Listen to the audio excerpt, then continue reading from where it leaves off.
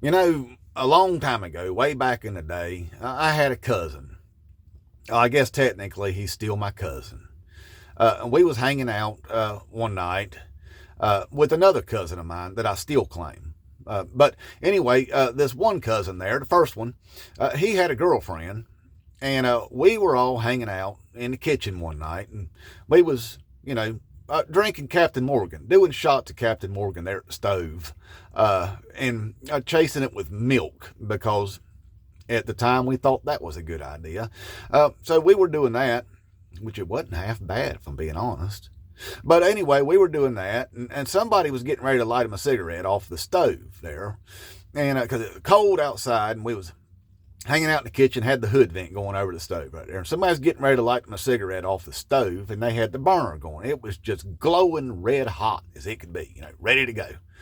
Well, my cousin's girlfriend come walking into the kitchen, and she looked at us and then looked at the stove and said, "Why the hell y'all got that burner going?"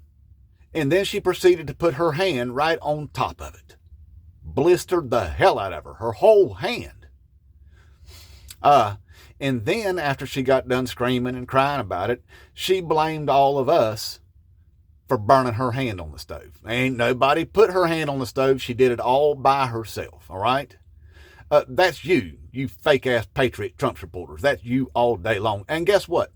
I bet you she's one of y'all to this day. I bet she is because, I can see you from a mile away. I can spot you from a mile away. Every dang one of you. MAGA ain't just a so-called political movement.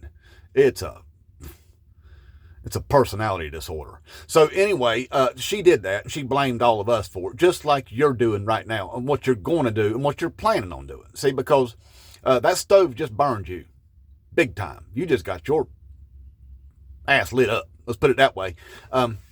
Because you were being told over and over and over again that those Republicans was going to go in there and gut Medicare, Medicaid, SNAP benefits, veterans benefits, Meals on Wheels, all of the social safety net programs, Section 8 housing, all of it.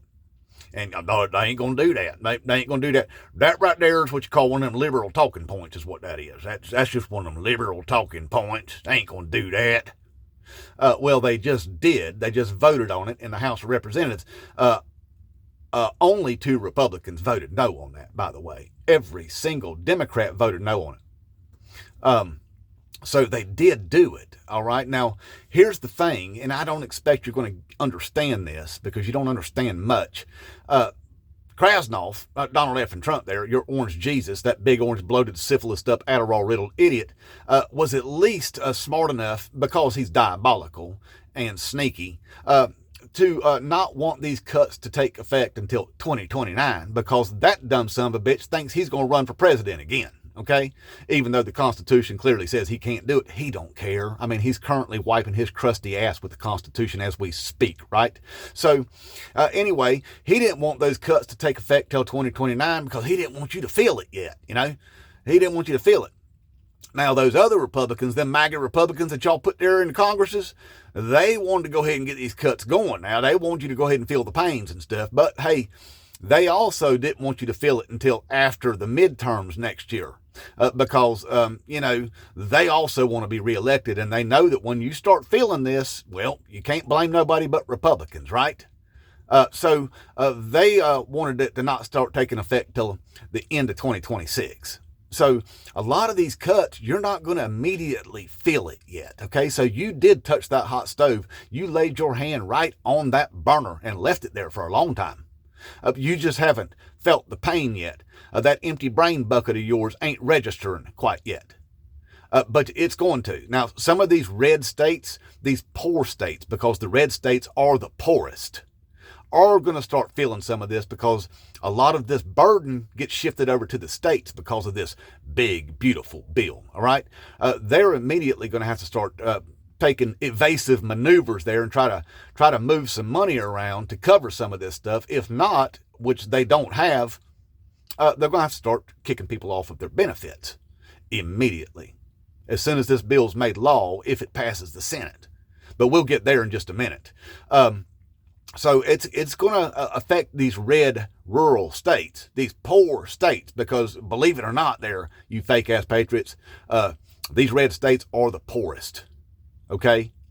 So they're going to start feeling it first. And those rural hospitals, already hundreds of those hospitals are fighting for their lives as we speak, just to stay open right now. That's before these cuts take place. They rely on the Medicaids and the Medicares to keep their doors open. They're going to start shutting down in droves all across this country. Okay? In red states and rural areas, that's what's going to happen. Now, here's the thing, though. I do recall Donald F. and Trump getting up in front of the TV just the other day when he was questioned about these cuts, and he said, I don't want cuts to the Medicares and the Medicaids. I just want them to do the waste, the fraud, and the abuse. That's all. Just do that. Now, if he truly means that, and if this bill passes the Senate and is sent to his desk to sign, he's got that veto pen, don't he? He could veto that bill and send it right back and say, no, I don't want this because it's cutting all of the Medicares and the Medicaids that I said I didn't want cut, right? Or does he really not care? My money's on he don't care. That was just an opportunity for him to get in front of the camera and lie to you one more time, okay? So if you don't want all these cuts done to the Medicares, the Medicaids, the food stamps, the Meals on Wheels, Section 8 housing, veterans benefits, all this stuff, while they give themselves trillions of dollars in tax cuts, I suggest you get on the phone to your senators immediately. Because that's the only way this thing's going to stop. Because Krasnoff, Donald F. and Trump will sign this into law. And you're going to feel every damn bit of it. So he lied to you. They all lied to you. You definitely just touched the hot stove. Now, I see y'all out there on the social medias right now celebrating it. But look at there. I like me some liberal tears. I love me some liberal tears. They passed the big, beautiful bill. You don't know what's in it, do you? You're about to find out. Just a while back, it wasn't too long ago, I seem to remember y'all complaining about 1,000-page bills and we shouldn't be passing these big bills. Well, this one was 1,100 pages and you ain't saying a damn thing about that now, are you? But anyway, yep, you're gonna start feeling it pretty soon, okay? So I guess you get what you voted for. Like I've told you before, whenever you're a MAGA Republican, when you lose, you win, I guess. Inmate Trump.